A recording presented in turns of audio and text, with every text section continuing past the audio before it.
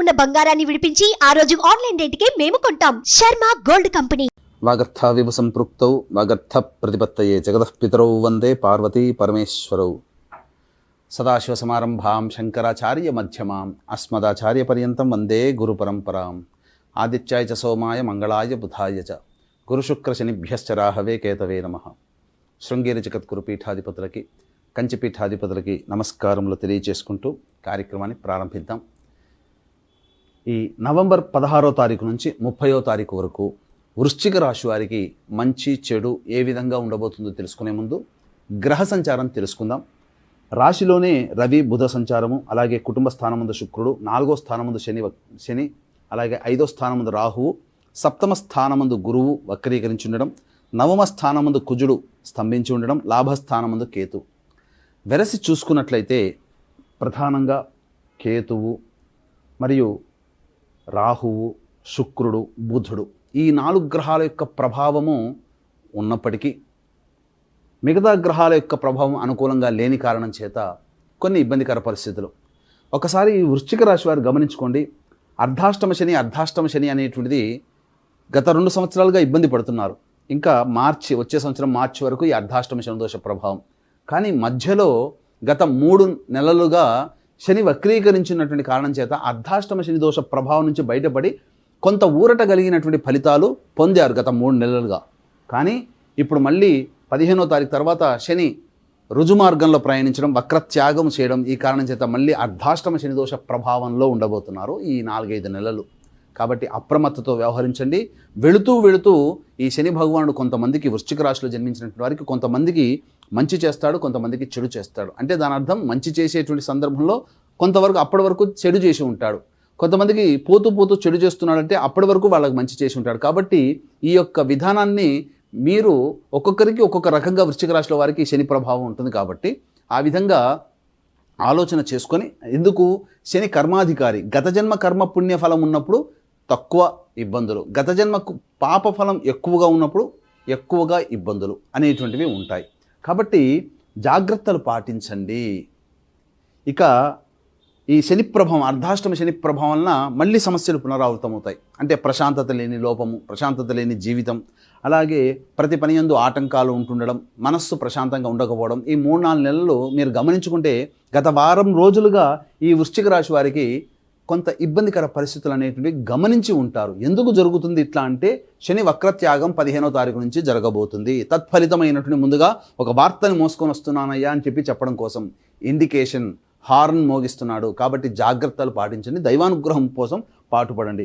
ఇక పంచమ స్థానంలో రాహువు సాధారణమైనటువంటి ఫలితాలు, ఏ పని ఎందుకు కూడా ఆసక్తి కనబరచకపోవడమే మాయ ఇదంతా కూడా. కానీ లాభస్థానం ఉన్నటువంటి కేతు మాత్రం శుభాన్ని చేసేటువంటి అవకాశాలు ఎక్కువగా గోచరమవుతున్నాయి. అనుకున్న పనులు మీకు తెలియకుండానే అకస్మాత్తుగా జరిగిపోతుంటాయి. అది తప్పకుండా మంచిదని చెప్పొచ్చు. ఇక ద్వితీయ స్థానం ముందు, కుటుంబ స్థానం ముందు శుక్ర సంచార ప్రభావం కొంత అనుకూలమైనటువంటి ఫలితాలు, వివాహం కావాల్సినటువంటి అబ్బాయిలకి అమ్మాయిలకి వివాహ యోగ్యతలు కలిగేటువంటి అవకాశాలు గోచరమవుతున్నాయి. అలాగే కుటుంబంలో స్త్రీల యొక్క ఆధిపత్యం అనేటువంటిది పెరుగుతుంది. ముఖ్యంగా మంచి జరిగేటువంటి అవకాశాలు కూడా గోచరమవుతున్నాయని చెప్పవచ్చు. ఇక ముఖ్యంగా గమనించుకున్నట్లయితే రాశిలోనే బుధ సంచారము మీకు ప్రధానంగా ధనపరమైనటువంటి సమస్యలు అనేటువంటివి ఉన్నప్పుడు ఆ సమస్యలు తీరడానికి మార్గాలు అనేటువంటివి మీకు గోచరమవుతాయి. చాలు, ఇంతవరకు మార్గాలు ఉంటే చాలు, దాన్ని పట్టుకొని మనం సాధించుకోవచ్చు. ఇక 7వ స్థానంలో గురు సంచారం జరుగుతున్నప్పటికీ కూడాను వక్రగతి ప్రభావము చేత కొంత అనారోగ్య సూచనలు, ముఖ్యంగా ఇండైజెషన్ ప్రాబ్లము, సమయానికి భోజనం చేయలేకపోవడము, ఓవర్ వెయిట్ అవుతుండడం, ఇలాంటి లక్షణాలు అనేటువంటివి వృశ్చిక రాశి వారికి సాధారణంగా కనిపించేటువంటి లక్షణాలు. మళ్ళీ వచ్చే సంవత్సరం మార్చి వరకు ఇలాంటి పరిస్థితులు అనేటువంటి ఉంటాయి. కాబట్టి జాగ్రత్తలు పాటించండి. అలాగే ప్రధానంగా మీ దగ్గర రుణములు తీసుకోవడానికి జనములు ఆసక్తి కనబరుస్తారు. కాబట్టి డబ్బులు ఏమాత్రం కూడాను అప్పుగా ఇవ్వడానికి ప్రయత్నం చేయకండి. ఎంతో ఇబ్బందులో ఉంటే తప్ప మీరు మీ డబ్బుని మాత్రం ఎదుటి వాళ్ళకి ఇవ్వకండి. ఇది అనక ఎదుటి వాళ్ళకి ఇబ్బందిని గమనించి మీ యొక్క డబ్బుని మీరు అందించే ప్రయత్నం చేసుకోండి. ఇక ప్రధానంగా 9వ స్థానంలో కుజ సంచార ప్రభావం, ప్రధానంగా ఈ యొక్క కుజుడు స్తంభించినటువంటి కారణం చేత వృశ్చిక రాశి వారికి రాశ్యాధిపతి అయినప్పటికీ కూడాను ప్రధానంగా కొన్ని పనులు ఇతరులకు తెలియకుండా చేయాల్సినటువంటి పరిస్థితులు వస్తాయి. ఆరోగ్యం పట్ల శ్రద్ధ వహించాల్సినటువంటి పరిస్థితి. ఇక ముఖ్యంగా గమనించుకున్నట్లయితే ఈ యొక్క వృశ్చిక రాశిలో జన్మించినటువంటి వారికి ఈ కుజుని యొక్క స్తంభన ప్రభావం వలన ముఖ్యంగా కోర్టు సంబంధమైనటువంటి ఇష్యూస్తో ఉన్నటువంటి వాళ్ళు, లేదా కోర్టులు మెట్లు ఎక్కాల్సినటువంటి పరిస్థితి కలగడం అనేటువంటిది జరగబోతుంది. కోర్టు సంబంధమైనటువంటి ఇష్యూలో ఆల్రెడీ ఉన్నట్లయితే వాటికి సంబంధించినటువంటి కదలిక అనగా పురోగతి అనేటువంటిది మీకు గోచరమవుతుందని చెప్పవచ్చు. ఇక రాశిలోని రవి యొక్క సంచార ప్రభావం కొంత ఉద్యోగాల్లో ఉన్నటువంటి వాళ్ళకి కొంత అలజడి అనేటువంటిది గోచరమవుతుంది. కాబట్టి జాగ్రత్తలు పాటించండి. ఎదుటి వాళ్ళతో ఉద్యోగస్తులతో ఉన్నతాధికారులతో కాస్త సంయమనం పాటిస్తూ మీరు ముందడుగు వేయండి, లౌక్యంతో ముందడుగు వేయండి, అంతా మంచి జరుగుతుందని చెప్పవచ్చు. ఇక ముఖ్యంగా గమనించుకున్నట్లయితే ఈ యొక్క సంబంధించినటువంటి ఈ వృశ్చిక రాశి వారికి గ్రహ సంచారము అనుకూలంగా లేకపోయినప్పటికీ కొన్ని గ్రహాల గమన ప్రభావం వలన ఎక్కువ రోజులు ఆనందించదగినటువంటి విషయం ఏంటంటే ఎక్కువ రోజులు అనుకూలమైన రోజులుగా ఉన్నాయి. అనగా ఈ 15 రోజుల్లో మీకు 8 రోజులు అనుకూలంగా లేవు, 7 రోజులు అనుకూలంగా ఉన్నాయి. కాబట్టి ఇక్కడ గమనించుకున్నట్లయితే ఏ వృత్తిలో ఉన్నటువంటి వాళ్ళకి ఎలా ఉంటుంది, ముఖ్యంగా రియల్ ఎస్టేట్ రంగంలో ఏజెంట్లుగా ఉన్నవాళ్ళు, వ్యాపారస్తులు, ఎలక్ట్రానిక్ అండ్ ఎలక్ట్రికల్ రంగంలో ఉన్నటువంటి వాళ్ళు, అలాగే సాఫ్ట్వేర్ రంగంలో ఉన్నటువంటి వారు, మైనింగ్ రంగంలో ఉన్నటువంటి వ్యాపారస్తులు, ఉద్యోగస్తులు జాగ్రత్తలు పాటించండి. ధనము సరైనటువంటి సమయానికి మీకు ధనము లబ్ధి చేకూరకపోవడం, తద్వారా ఇబ్బందులు. ఉద్యోగంలో ఉన్న వాళ్ళైతే ఉద్యోగం సంబంధించినటువంటి భద్రతను పెంచుకునే ప్రయత్నం చేయండి. మీకు ప్రధానంగా ఉద్రేకపడేటువంటి సందర్భంలో ఉద్యోగాన్ని వదిలిపెట్టి వెళ్ళిపోవడం అనేటువంటిది అంత మంచిది కాదు. కాబట్టి తగ్గి ఉండి లౌక్యాన్ని ప్రదర్శిస్తూ సమయం వచ్చినప్పుడు మీరు మారే ప్రయత్నం చేసుకోండి తప్ప అనవసరంగా ఉద్యోగాన్ని మారే ప్రయత్నం మాత్రం చేసుకోకండి.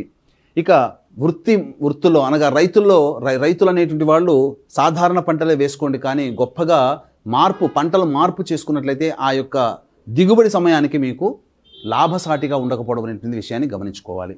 ఇక గమనించుకున్నట్లయితే ఈ ఎఫ్ఎంసీజీ రంగంలో ఉన్నవారు, జ్యువెలరీ రంగం, ఈ ఎడ్యుకేషనల్ ఇన్స్టిట్యూషన్లో ఉన్నవాళ్ళు, హోటల్ అండ్ జనరల్ స్టోర్ రంగంలో ఉన్నటువంటి వాళ్ళు, ఎఫ్ఎంసీజీ రంగంలో ఉన్నటువంటి వారు, సూపర్ మార్కెట్లు రన్ చేసేటువంటి వాళ్ళు కాస్త జాగ్రత్తలు పాటించండి. వృశ్చిక రాశిలో ఈ చెప్పినటువంటి వృత్తిలో ఉన్నవాళ్ళు వ్యాపార విస్తరణ చేయకుండా ఉండడమే మేలని గమనించుకోవాలి. సాధారణంగా ఉన్నవాటితో నడుపుకుంటే చాలా మంచిదనేటువంటి విషయాన్ని గమనించుకోవాలి. ఇక ముఖ్యంగా ఈ వృశ్చిక రాశిలో జన్మించినటువంటి ఎవరైతే నూనె సంబంధించినటువంటి ప్లాస్టిక్ వ్యాపారస్తులు, నూనె సంబంధించినటువంటి వ్యాపారంలో ఉన్న వాళ్ళు, స్టీల్ వ్యాపారస్తులు ఎవరైతే ఉంటారో వాళ్ళకి ఆశించిన మేర ఫలితాలు ఉండవు.